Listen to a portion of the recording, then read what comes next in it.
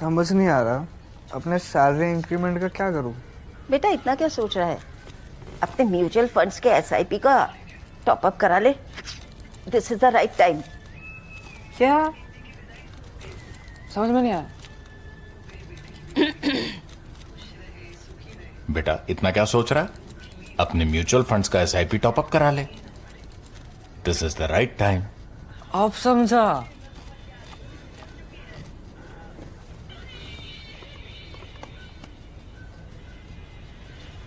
Mutual fund investments are subject to market risks. Read all scheme related documents carefully.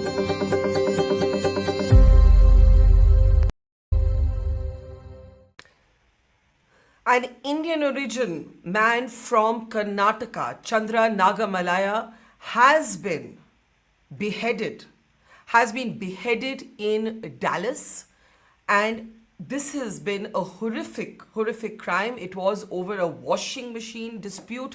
This man was first kicked and then beheaded as his wife and his teenage son were forced to watch. This crime has taken place even as India and the United States of America try and find a way to move forward amid Trump's tariff war against India. We have seen last night the confirmation hearing of Sergio Gor, Trump's man of choice to represent the United States of America in India, but also as the envoy for South and Central Asia. The Senate hearing, which is necessary in America before an envoy is confirmed, made some very interesting revelations into how the Americans are thinking, how Trump is thinking, and indeed a glimpse into how Trump's man in Delhi might be thinking. I'm Barkhadat.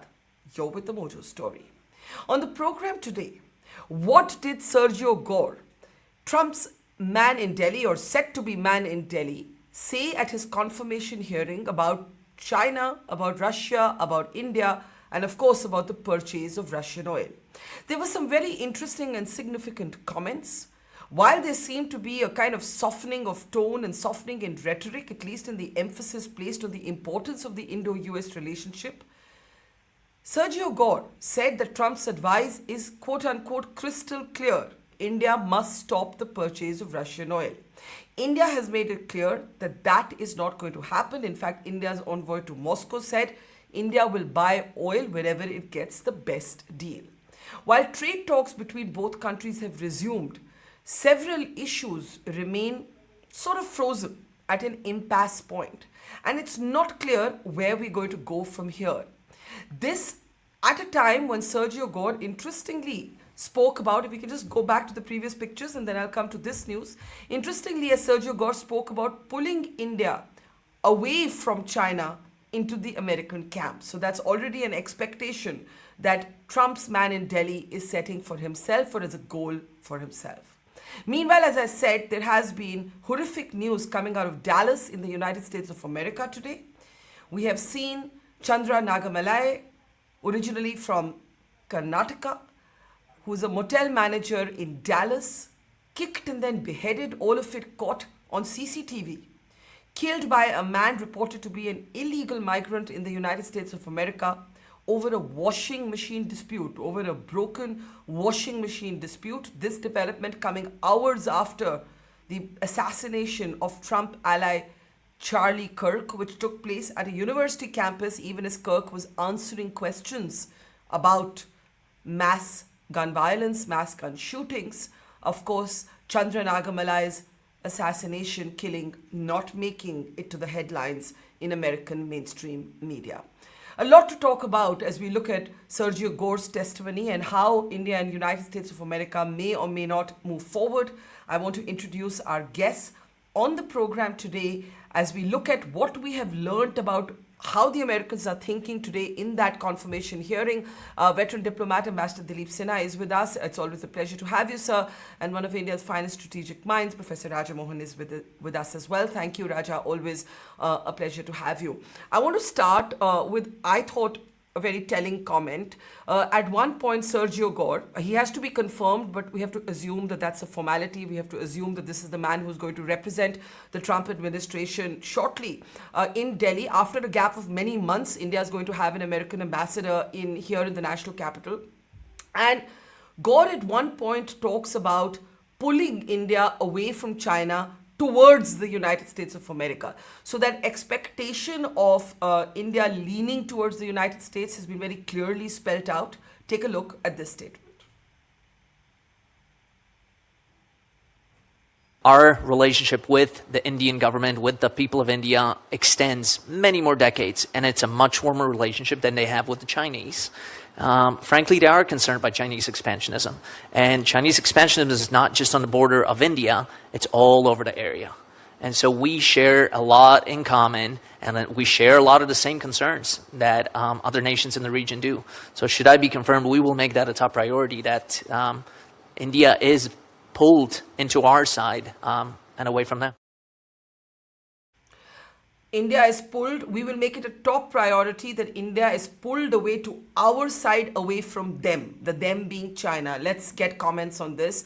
Ambassador Dilip Sinha, I think, had Gore said this maybe a few months back, firstly, he wouldn't have needed to say this a few months back because there was a sense of a very clear leaning towards the United States of America.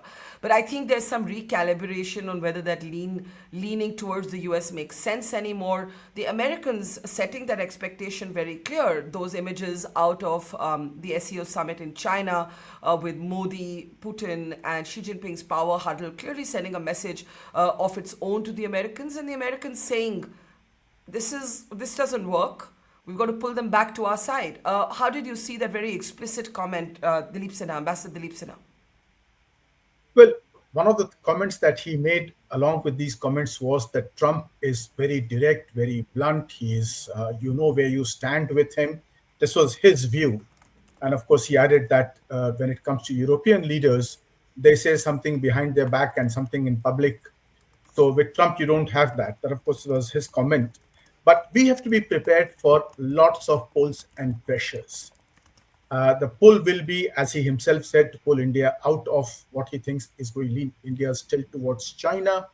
And the pressures, it was quite clear from the questioning of the senators as well as from his reply that India buying Russian oil is a no-no with America. And America will put pressure upon us regardless of the legality of the issue, regardless of the double standards that they are applying on us. The fact is that the US sees we buying oil from Russia as something that they cannot tolerate, and they will stop that. So we have to get ready for these pulls and pressures when this person comes to India. He comes with he's very close to Trump. His career is he's a trusted person of Trump. So when he comes, he will speak on behalf of Trump, and he will put all those pressures upon us. And in a way, are those pressures going to work? Before I come to Professor Rajamohan, you know, the pressures at this time would need a serious rebuilding of something. You know, at this moment, I don't think India would be ready to give in to this pressure to stop the purchase of Russian oil. Ambassador Sinha? Yes, because this has become so public. And the other problem is that if it was some other administration, perhaps we could have gone and quietly talked to them and say, okay, we are going to stop or reduce our purchase of oil over the next 2 or 3 years. So let's build a relationship on that basis. But the moment anybody privately says anything like this to an American, it will be tweeted the next day by Trump in his social tweet. So that will be the death knell of that proposal. So it does not give any scope for any backroom or what you used to call the track 2 or track 2.5 dialogue taking place, where you quietly come across, do a deal, and not make it public. But this is not a situation that we are faced with. And having taken a public position, our government will have a tough time going back on that. And we seem to be coming under pressure from the US. Professor Rajamohan, how do you see it? You know, India's envoy to Moscow is on record saying India will purchase oil wherever it gets the best deal.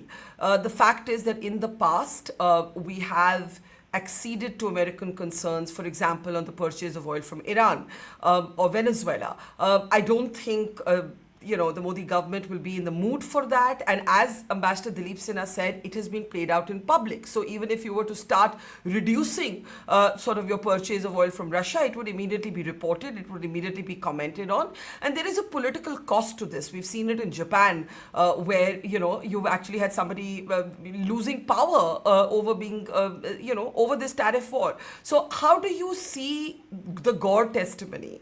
And the new envoy, I'm assuming for the moment that there's no hassle with his confirmation, the new envoy of the United States of America very clearly saying his mandate is clear. India has to stop purchasing oil from Russia. Barka, you raised 2 points, one vis-a-vis Russia and the other vis-a-vis China.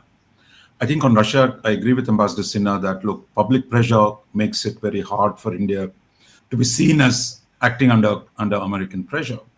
But I think there is some room here for the government of India, I think. The government of India has not said the purchase of Russian oil was a political policy.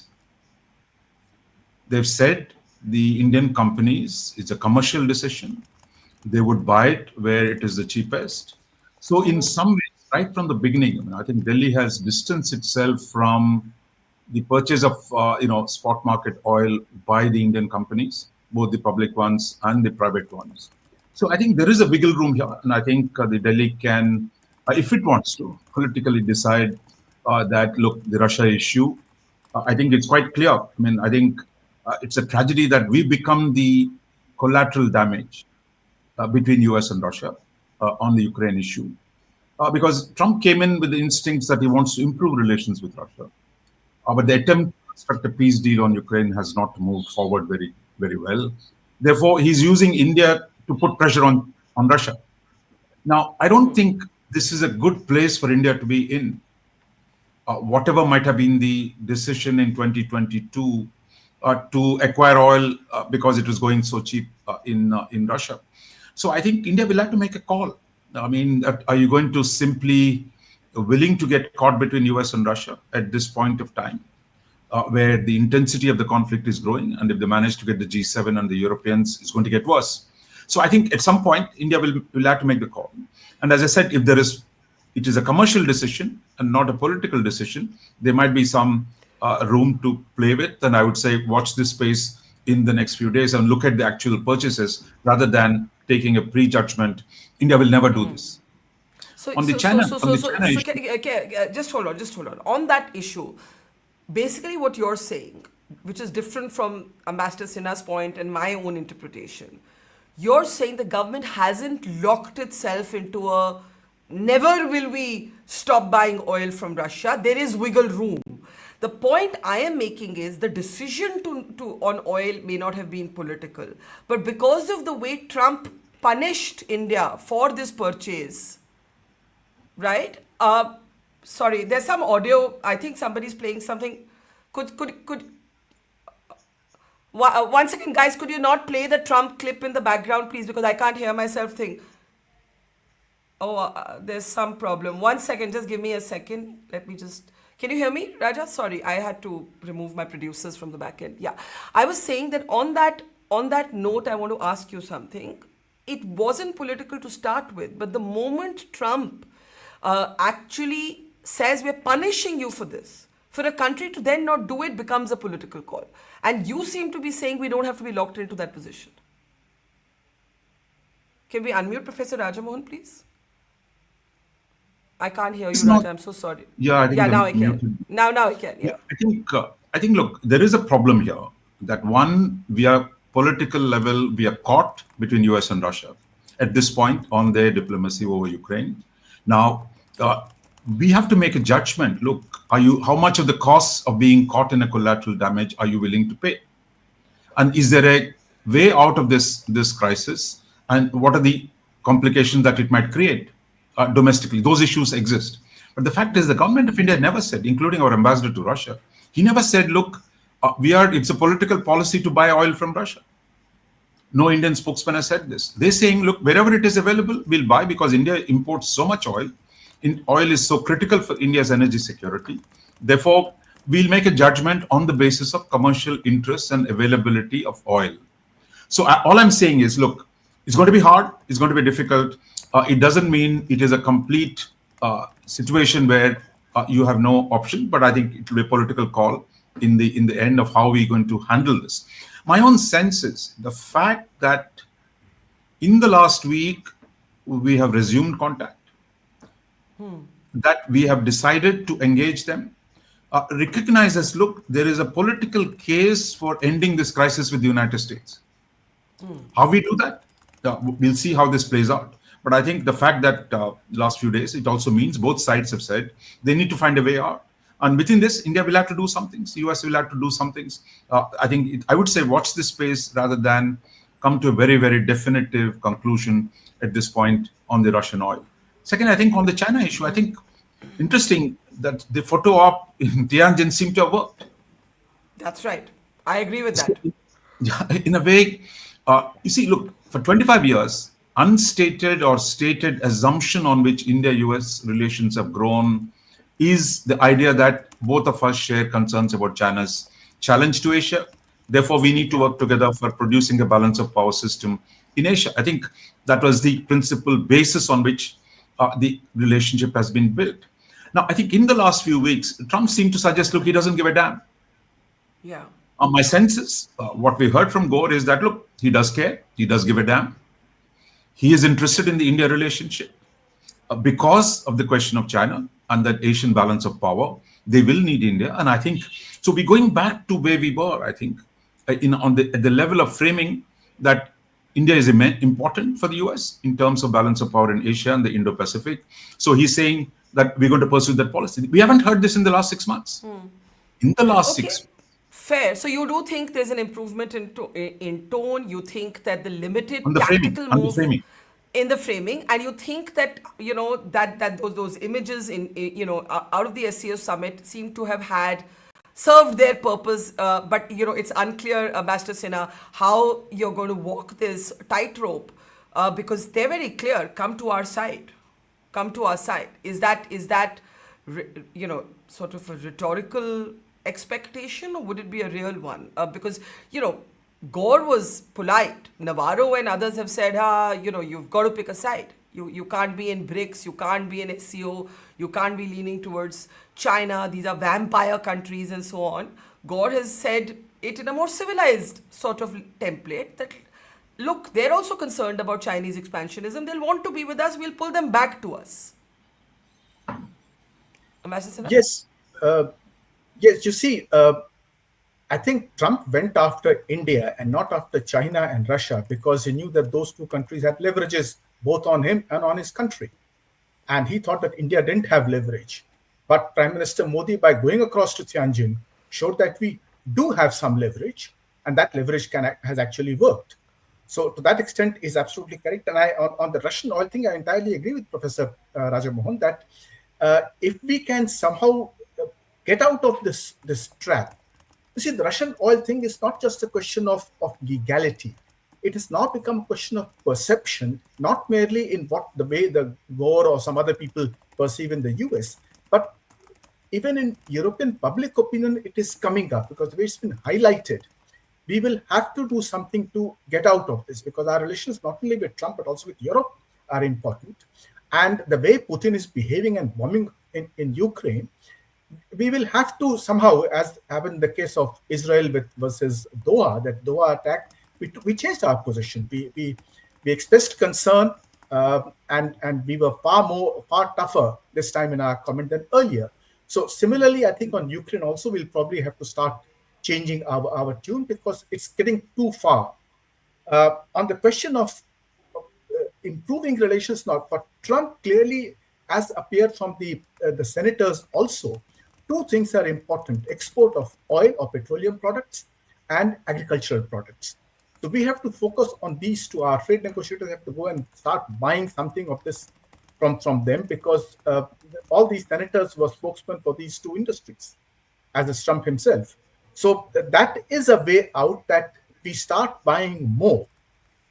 And then the price factor can be, of course, that can be talked about. And that is one way of getting out of this trap. Otherwise, this extremely important political relationship cannot be thrown away. So here's Trump moments ago on Fox and Friends.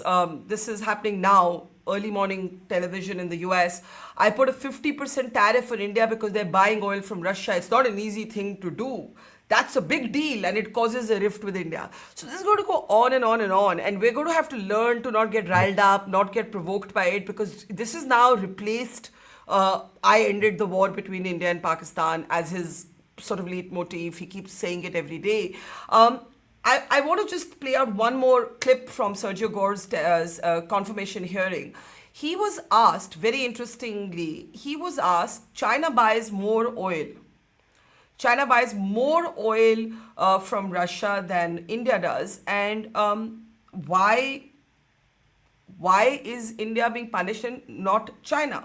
Take a look at what his very unconvincing response was. Look, we hold our friends to a different standard. Frankly, we expect more from India than we do sometimes from other nations. I do think it will get resolved over the next few weeks. So, I mean, that's all he said. Why aren't you punishing China? We hold India to a different standard. We expect more from India. We think it'll get resolved in a few weeks. Then Trump comes and says, you know, hours later, as we're speaking, he says this on Fox and Friends. Now, I want your reaction to this. There is no logical answer. Professor Rajamohan, I'll start with you. There's no logical answer to... The logical answer is actually China has choke points that India hasn't yet developed. He's not daring to do this with China. He's daring to do this with us, which will again build up public opinion, which is why I'm calling it a political decision. It'll build up that public pressure. You know, if the Modi government moves towards reducing the purchase of Russian oil while China goes unscathed for buying more oil, there will be a political narrative, I'm sure, from the opposition, critics of the government, even maybe supporters of the government saying, hey, you caved to the Americans. How did you see this answer from Gor? Look, I think, Ambassador Sinha worked in the government for many years. And when are the governments consistent on a position or logical? See, President Trump has taken certain positions. This man, Sergio Gor, has to defend it in some form or the other. See, look, it's quite brazen use of pressure tactics on India. I mean, I think there's no escaping from it. So, sure. You can go on and on about discrimination, unfairness, but the world is like that. Now, the question for us is the political question. Look, unfortunately or fortunately, willingly or unwittingly, we got caught in the the West versus Russia fight on Ukraine. And you really believe it's that? You don't think it's about his ego being miffed about over ops and no, see, all those are there, but principally, the case on which it is being made is that, look, our position on Ukraine and our engagement with Russia, which is at war with the West, and that war is being escalated by both sides. You are caught in that. Now, question is, if your historic policy of non-alignment, you don't want to get caught in other people's wars, but we are caught now. I think that is a bigger question than are we acting under pressure those are difficult calls for the government to make, but I think you're caught, you're paying a price. And in fact, the government has said, look, Biden administration has said, buying Russian oil helps to stabilize the global market. But then if you give that argument to these guys, they say, look, we don't give a damn for Biden administration. In fact, everything Biden did for them is wrong. So I think all this unfairness, discrimination, all those are facts. But for us, the question is, given your trade relations with US and Europe, which are actually much bigger than the trade relationship with China and Russia, how do you deal with this new situation? That is the issue. As I said, look, our exports to Russia are just $5 billion. Our exports to China are $15 billion. You have a $90 billion export surplus with the trade with the Americans.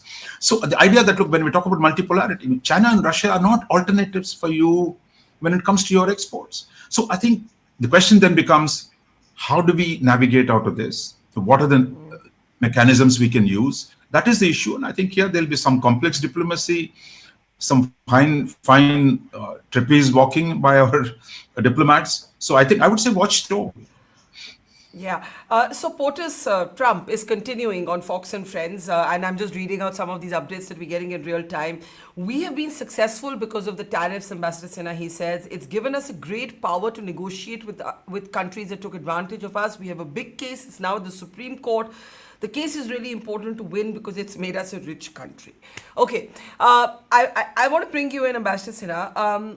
Trump has clearly weaponized the tariffs. He has to pass the US Supreme Court on it. There are a number of Trump critics in his own country, Jeffrey Sachs and others, who say this is unconstitutional, illegal. Let's see if the Supreme Court passes it or doesn't pass it. So that's one big question mark. The other thing that's happening is that Trump is failing so far. He's failing to get a deal on Russia-Ukraine. Had he got a deal on Russia-Ukraine, there would have been a context for him to lift this 25% penalty on India for purchasing Russian oil. Now, India can't wait for this extraneous development to carve our own path ahead out of this, whatever wiggle room Raja is referencing can still exist, and that governments are not held to consistency. Governments have to change as things change. Do you believe, let me ask you directly, do you believe that in the interests of the larger relationship, India should cut back its purchase of Russian oil at this point, or would you wait longer to do that? If we did it at all? No, if I were in position, I would definitely start cutting back. And I Why? would not cut back. Why? The argument I would use with both Russia and China is that, look, the old global trading system is dead. Now we are all talking bilaterally, and we have to balance our trade bilaterally. If China wants us to buy $122 billion worth of goods, it better buy more from us. If Russia wants us to buy Russian oil, Russia better buy more goods from us. We are not going to use American dollars to buy Russian oil or Chinese goods. Those days are gone. These countries have to start balancing. Now you talk about we having to swallow our pride with Trump. Yes, we'll have to swallow our pride with Trump, but we just swallowed our pride with Xi Jinping.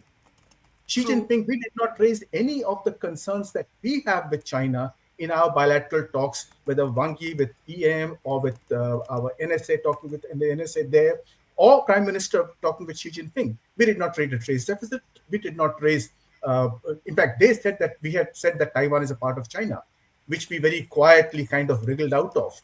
So we did not do anything to annoy China. That itself was, despite having had 5 years ago a major fight with them when they misused and they violated our bilateral laws to kill our soldiers.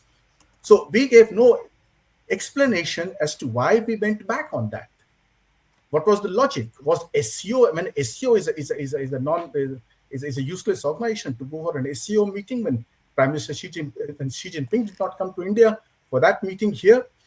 So, here we have to accept that we will have to take steps. Just simply ignore what we had said yesterday or done yesterday, and look at our national interest and go ahead.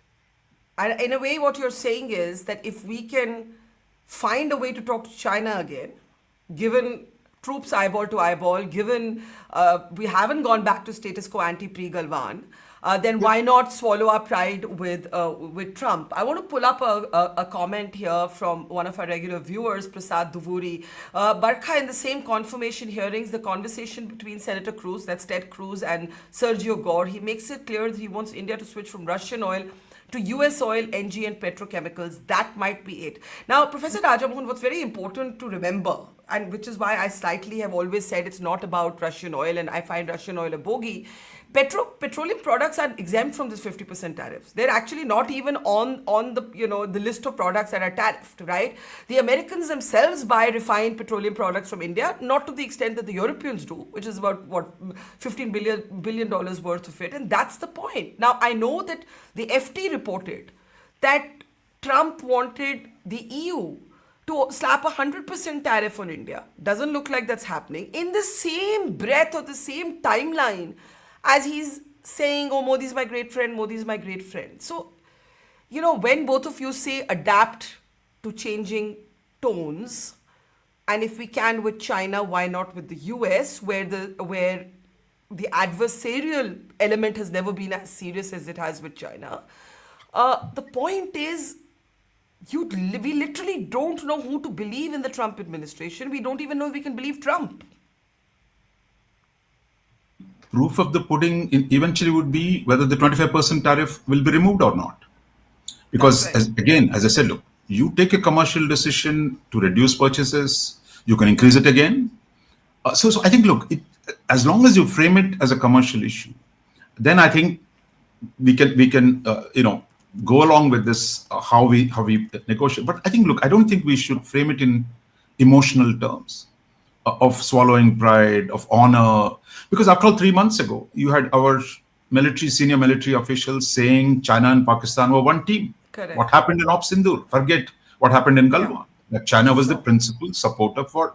So I think look, the world is a Maya Nagar, to frame it in simpleton terms, that we have clarity of this kind of moral clarity. It's a complex world. The same Russia and US oil companies are trying to get into Russia. They want to extract oil from Arctic. They want to Exxon wants to get back into some of its fields. So it is absolutely unfair world out there. So I think for us is, if we say, look, here we are, whatever the reasons we went to buy cheap Russian oil, what do we do now? What is India's interest? What are the interests of Indian people? How do we see? It's all right to say you swallow your pride. You tell that to the people in Tirupur who are losing their apparel exports. You're going to tell them to the fishermen of Andhra Pradesh, and you tell that to the Gujarat diamond merchants. So I think that's why the government's test is what are our long-term interests on the economic side? How do we manage them? So therefore, by publicly, I know social media is going to go crazy. They say you sold out. An opposition will say that. Yeah. But I think, look, in the end, this is about, you have a serious situation where a large part of the trade is affected. And how do we regain that? And also, how do we restore balance in our relationship with the US, Russia, and China? And I think what we tried to do in Tianjin, we need peaceful coexistence with China. We've done that. That doesn't solve any of your problems with China. What you did in Tianjin, your border situation, your trade deficit, your Pakistan problem with China. So I think, therefore, if you don't have relationship at all with one country where you're facing trade sanctions, your ability to deal with the other two is going to get harder. When the Chinese and Russians are going to exploit it, if you have a permanent conflict with the Americans, that's the brutality of the realpolitik. So the question is, No.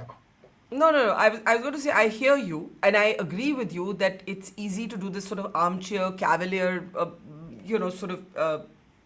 calls to action for walking the solitary path. India can do this on its own. No, India cannot do this on its own. But I think the question then is, what is multipolarity? If you're going to lean into the American expectation of reduced Russian oil, of reduced engagement with the Chinese, then it's not multipolarities necessarily, Ambassador Sinha.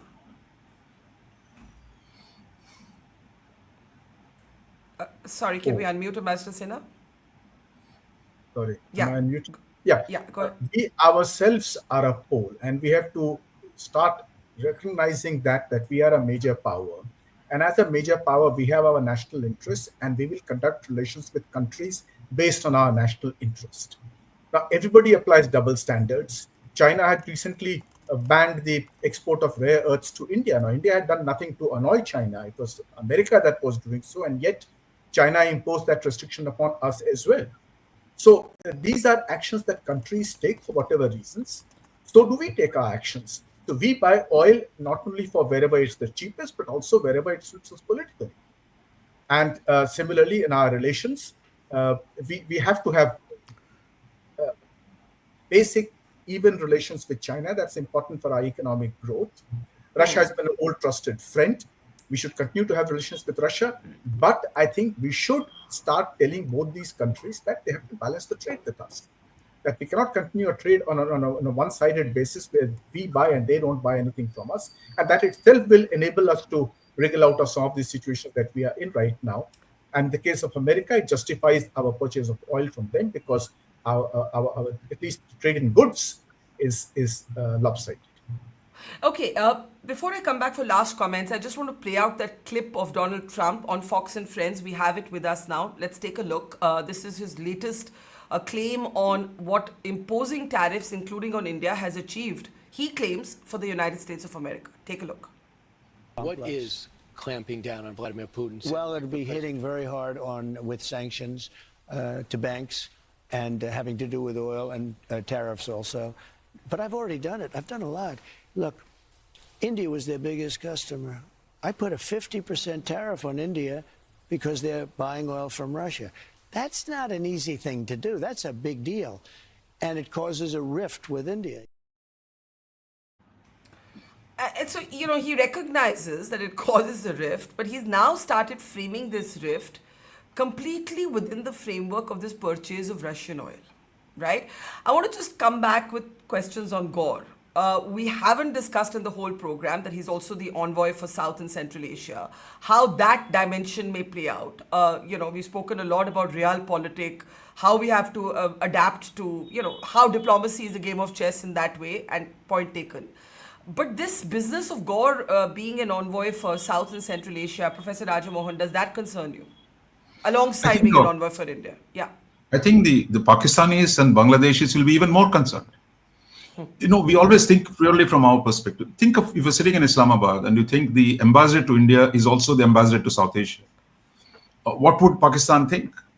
In fact, one of the things he said in his testimony, no, I'm trying to undermine the other ambassadors, but I'm here. See, look, whatever the reason to give him that designation, look, the India relationship is much bigger than the relationship the US has with all the other neighbors put together, including Pakistan, if you take the economic side.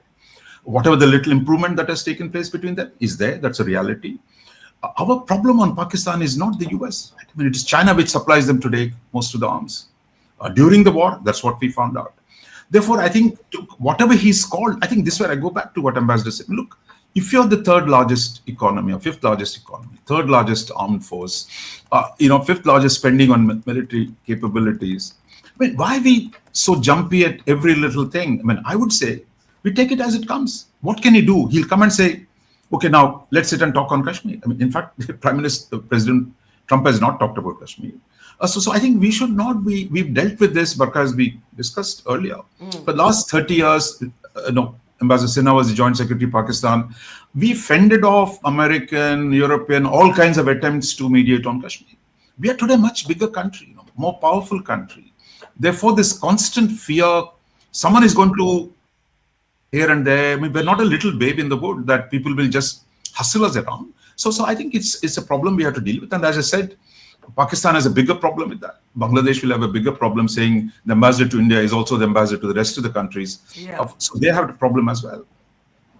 Last word to you, Ambassador Sinha. The Quad showed glimmers of resurrection in that Senate confirmation hearing, which was interesting. It seemed to be all but dead 2 weeks ago. And I think that's Professor Rajamohan's point, that a week is long in domestic politics. It's even longer in geopolitics, especially in the age of Trump. But Gore's representing of a larger space than just India. This has been interpreted in two ways. One is the way that Raja does, that look, it should bother the Pakistanis and the Bangladeshis much more. Delhi is clearly recognized to be the seat of power, the seat of relevance. But there's another interpretation, that with this obsession that Trump has about his imagined or exaggerated sense of his role in Op Sindoor, is that hyphenation back, or is that hyphenation only as real as we allow it to be? Well, if you heard Gore, he seemed to underplay that aspect. He said that, look, I'm not going to undermine the authority of the other ambassadors. If they need me, I'll be there. So clearly, he has not been told to come here and resolve the Kashmir issue. His mandate, as came out from the questions by the senators and from his own statements, was that he's coming here to put pressure upon us to stop buying Russian oil, to come out of China's camp, and then buy oil and agricultural products from America. That is his mandate. That comes out very clearly in the questions. And the fact that the senators talked about Quad and emphasize the importance of Quad shows that in American political circles, the fact that India went to Tianjin has sunk into them that something is going wrong here, and that Trump has overplayed his sanctions bit, and that needs to be reversed. That came out very clearly in the questions that the senators asked. So that would have sunk home in Gore's mind, that he has to get that right, and he said that I have to pull India out of that. Now, of course, the language is very crude, but the fact is that is exactly what he's being sent here for. So I don't think we should worry about whether he goes to Dhaka and Nepal or wherever else he has to go to. His primary task will be to restore India-US relations to a point where Trump can say, look, I succeeded in this. I will say this in the end, that those images at the SCO summit is the only form in which Western media across the board reported the story.